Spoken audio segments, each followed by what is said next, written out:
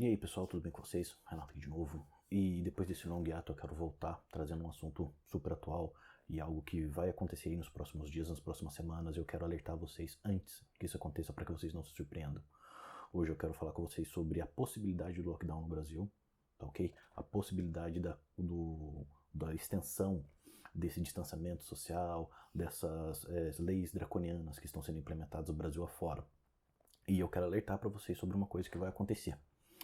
Antes de eu fazer esse alerta, antes de eu trazer para você o que eu acho que vai acontecer, parece, o que eu acho não, o que eu sei que vai acontecer no Brasil, o que eu sei que vai ser exposto na mídia, eu quero trazer para vocês algo que não é a minha opinião, algo que são os fatos. E os fatos é embasado em pessoas assim competentes, em pessoas que estão no topo da sua carreira, no topo dos seus estudos e no topo das respectivas instituições. E no caso, todas as minhas opiniões, todos os artigos que eu trago para vocês, eles são embasados pelo Dr. Michael T. Osterholm. O Dr. Michael T. Osterholm, ele é PhD e ele é o diretor do CIDRAP. O que é o CIDRAP? O CIDRAP é uma instituição americana, que é o Centro de Pesquisa para Doenças Infecciosas nos Estados Unidos. Esse centro, ele pesquisa e ele define todas as políticas que são utilizadas nos Estados Unidos quando o assunto são doenças infecciosas. Esse doutor, ele também já escreveu um livro, em 2017, deixa eu ver o livro aqui, se chama O Inimigo Mortal, a guerra contra os patogênicos, né, contra os germes assassinos. E assim, esse cara, ele literalmente preveu o que ia acontecer. E esse cara, ele literalmente escreveu o livro que define todas as guias, né, todos o que deve ser feito nos Estados Unidos quando os Estados Unidos é acometido por um vírus como o Covid-19. Ele trabalhou já nos Estados Unidos, já estava no CIDRAP na época do Ebola, já estava no CIDRAP na época da gripe aviária, entendeu? Esse é um cara que ele entende do que ele está falando, porque ele não é qualquer pessoa. Ele está lá trabalhando com todo mundo. Ele já tinha trabalhado já no laboratório de Wuhan, ele já tinha alertado sobre o laboratório de Wuhan. Então ele não é qualquer um, não é qualquer pessoa. A primeira coisa que eu quero passar para vocês, que esse doutor falou, em março ele foi num podcast do Joe Rogan e foi assim que eu conheci ele. Eu já conhecia o CIDRAP, mas não sabia que ele era o diretor do CIDRAP. E lá ele falou duas coisas muito importantes. A primeira é que toda pandemia possui uma duração já pré-determinada e um ciclo pré-determinado. O que isso significa? Significa que uma pandemia ela sempre vai durar 1 ano e meio, 18 meses. Sempre. E uma pandemia também sempre tem 3 ciclos de infecção. Tá, ok? Isso é assim, todo mundo já sabe, não é contestável, não é algo que você possa falar, ah, não, não, não. É assim que se define uma pandemia.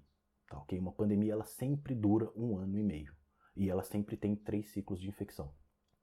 Depois disso, qualquer coisa que seja maior do que 1 ano e meio e tenha mais do que 3 ciclos já não é mais pandemia. Ela se torna uma endemia, se torna algo que é assimilado à humanidade, que vai acontecer sempre e vai se repetir todo ano, como a gripe sazonal.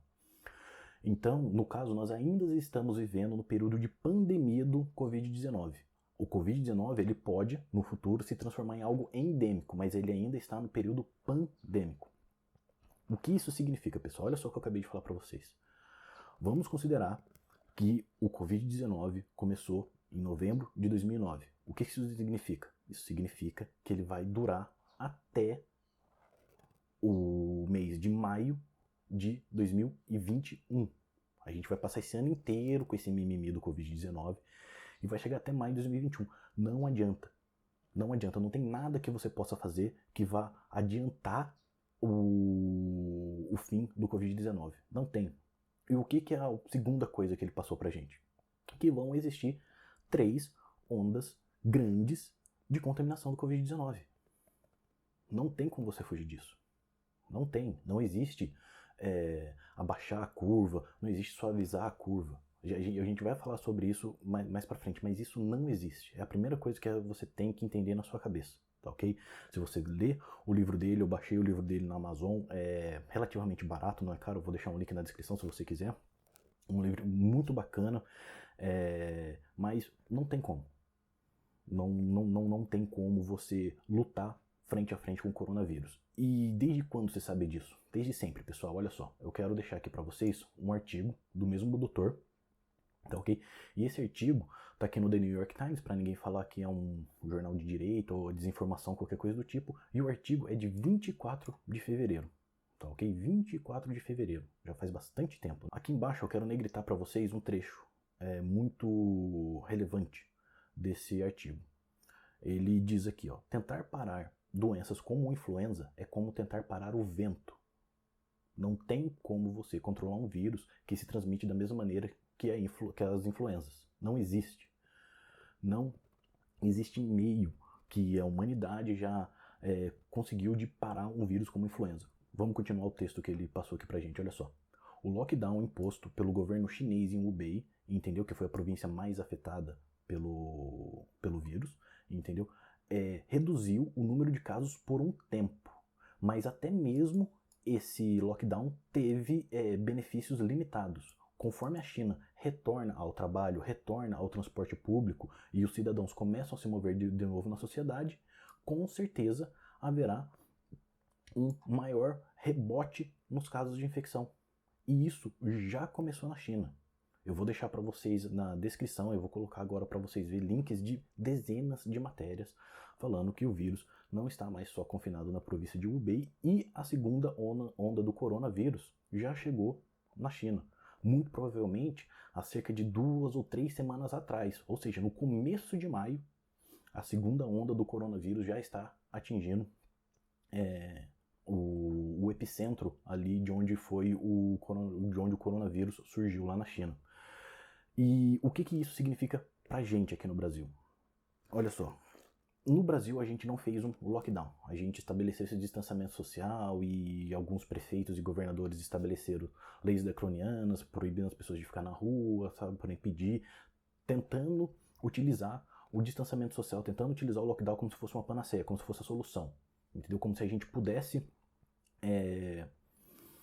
diminuir o pico de contaminação, tá ok? Para transformar o pico em uma curva para que o nosso sistema de saúde pudesse controlar os casos de coronavírus. Gente, deixa eu falar uma coisa para vocês.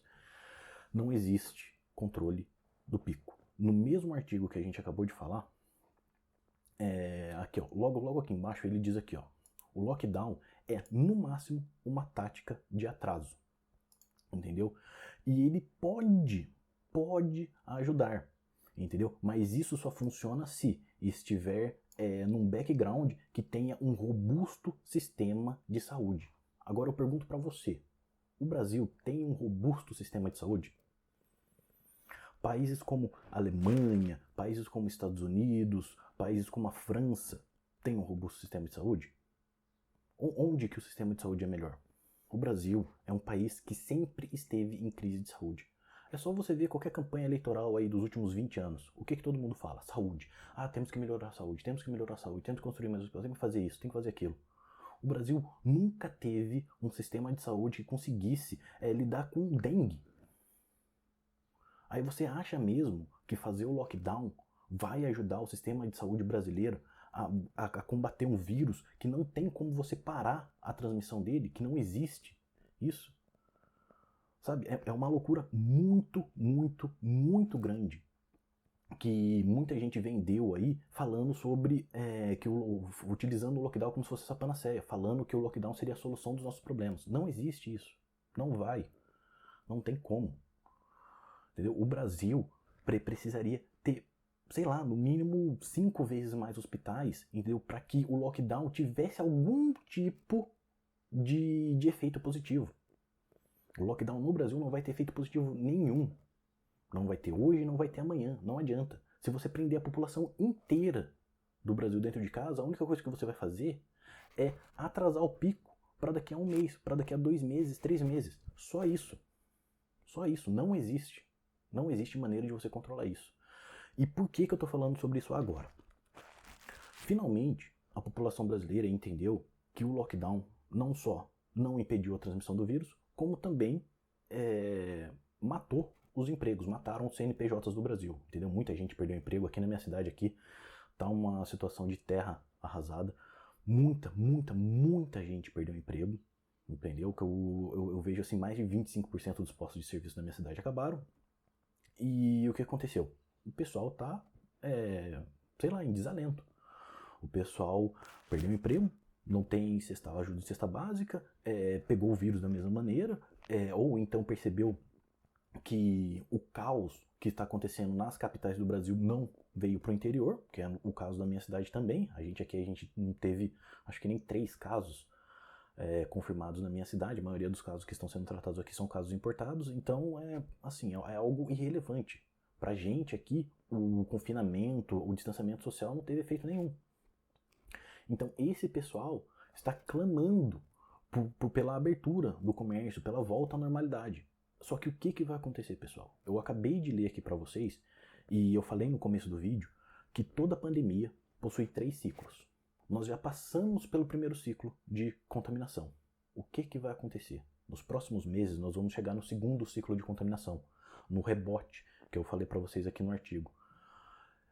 Os governadores, as pessoas com mau caráter que tem aqui no Brasil, eles vão querer utilizar esse segundo pico de contaminação como eu avisei. Eles vão falar assim, nossa, tá vendo? Enquanto a gente estava dentro de casa, estava tudo tranquilo. Agora que a gente saiu, abriu o comércio, olha só o jeito que aconteceu a contaminação.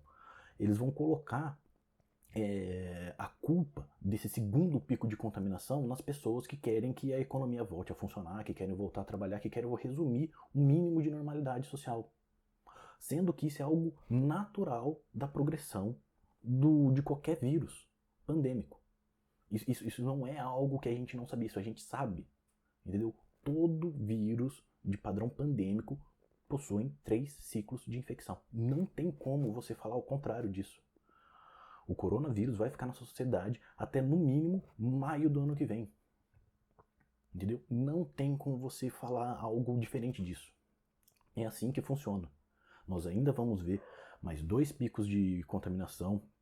Nós ainda vamos ver muita gente morrendo sobre isso. E isso também é outra coisa que eu vou falar no próximo vídeo sobre a taxa de mortalidade real do coronavírus, que também não é tudo isso. O coronavírus não é essa coisa maligna, entendeu? Que existe. Eu muito provavelmente já fui contaminado pelo coronavírus e eu sou paciente oncológico, não tive sintoma nenhum.